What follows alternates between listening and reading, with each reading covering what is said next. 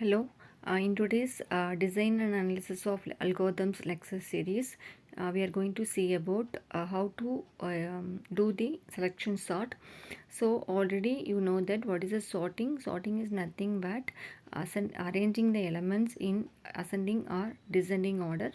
So in that selection sort is a comes under the brute force techniques. The what is a brute force techniques means the brute force techniques finds the all the possible solutions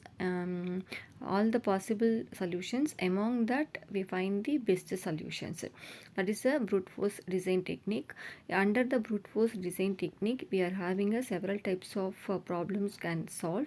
One is a selection sort, other one is a bubble sort, sequential sort, and closest pair and convex hull problems, and traveling salesman problems, knapsack and assignment problems. These problems are solved using the brute force design technique.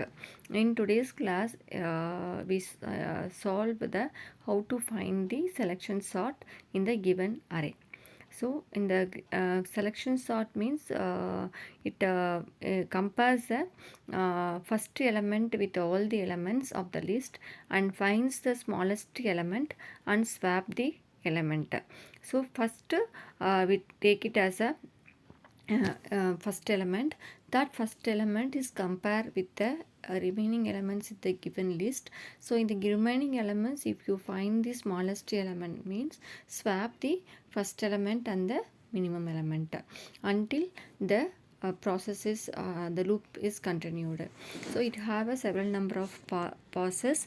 For example, n is equal to 7 means we have a there is a loop execution is an n minus 1 times the loop is executed.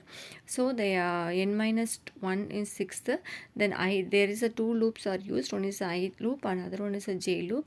The I loop is executed in n minus 1 time, then j loop is executed in the n minus 2 times. For example, consider the given set of elements, that is an 89, 45, 68, 90, 29, 34 and 17.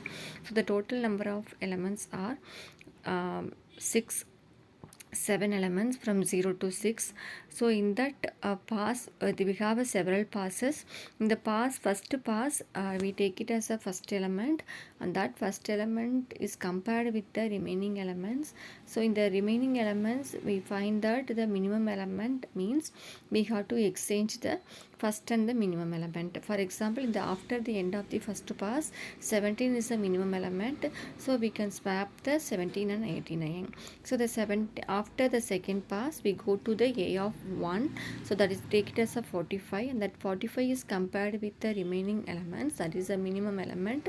So in that the minimum element is 29, so exchange the 29 and 45.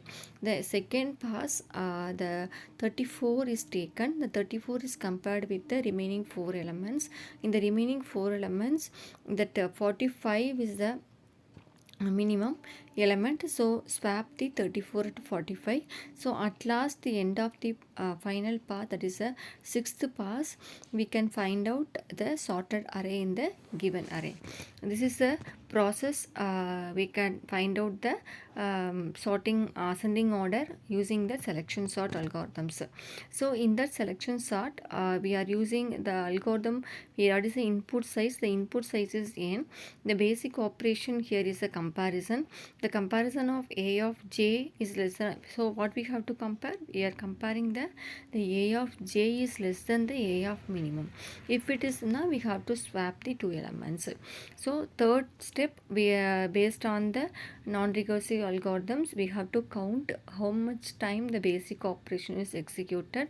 So the based upon the summation formula, using that we have here, we are using the two for loop, that is a for I loop and j loop. So each loop have a n time is executed. So totally the order of n squared, the total basic operation is executed. So the number of swap operation is an order of n. The efficiency, it is a burst and average. So based upon that we can suppose the element is found we have a number of there is no swapping, the swap based upon the swap, the efficiency is calculated. So hereby the selection sort is analyzes. So the efficiency, time efficiency of the selection sort is an order of n square. Thank you.